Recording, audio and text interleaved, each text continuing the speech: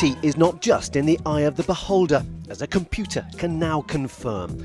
An ancient mathematical formula called the golden ratio, or 1.618, has been applied to George Clooney's face.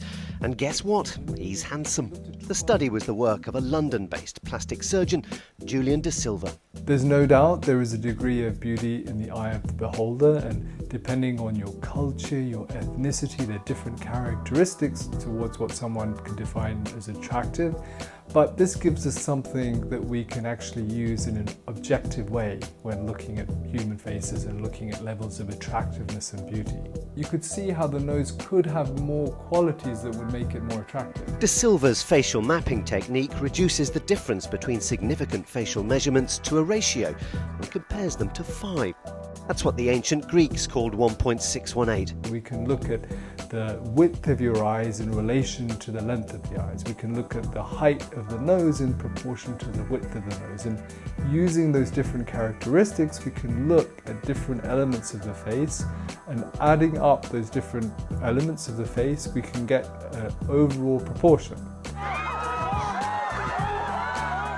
The ratio was studied by Euclid 300 years BC and used for centuries by classical artists and architects.